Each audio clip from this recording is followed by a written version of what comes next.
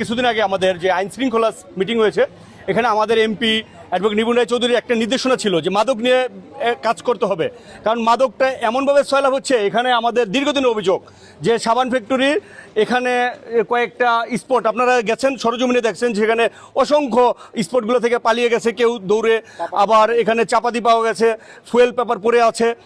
এখানে যে একটা বিভীষিকাময় পরিস্থিতি তৈরি হয়েছে আপনারা দেখেছেন, যে আপনার দোতলা সিঁড়ি থেকে যখন আপনারা আন্ডারগ্রাউন্ড পর্যন্ত নামতেছিলেন, প্রতিটা সিঁড়ির পরতে পরতে সেখানে মাদকের যে একটি স্পট সেটা বোঝা যাচ্ছে। আমি এই যে দীর্ঘদিন ধরেন গাজীপুরে কিছুদিন আগে একটা হত্যা হলো, আপনি দেখলেন একটা ড্রাইভার তার সন্তানদেরকে মেরে ফেললো। এটা কী থেকে হয়েছে? সামাজিকভাবে যে অবক্ষয়, যখন মাদক সেবন করব, আজকে একজনের সন্তান, কালকে আমার সন্তান, এভাবে সমাজটাই নষ্ট হবে।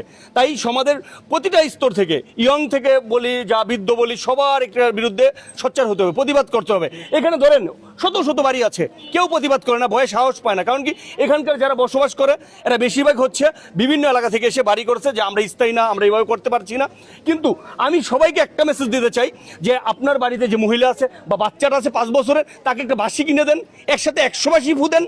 সাথে সাথে মাদক ব্যবসায়ী দৌড়ে পালাবে। প্রশাসনের পক্ষে সব কিছু করা সম্ভব নয়, বা আমার নেত্রী অ্যাডভোকেট নিপুণ রায় চৌধুরীর পক্ষে ঘরে ঘরে গিয়ে পাহারা দেওয়া অনেক সময় সম্ভব হয় না। কিন্তু আপনাদের অভিযোগের ভিত্তিতে সে প্রতিটা এলাকাতে কাজ করবে। আজকে দেখছেন যে দীর্ঘ অভিযোগের ভিত্তিতে তিনি বলে দিয়েছেন প্রতিটা ওয়ার্ডে ওয়ার্ডে মাদক বিরোধী কমিটি করে মাদকের বিরুদ্ধে অভিযান করতে। আজকে আমরা প্রশাসনের সহায়তায় এখানে এসেছি।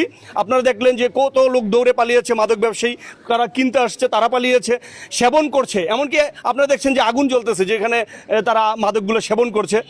এই স্পটগুলোকে চিহ্নিত করে করে যদি আমরা এভাবে অভিযান চলমান রাখতে পারি, আশা করি আগামী 1 মাসের ভিতরে আশা অনুরূপ একটা ফল পাবে।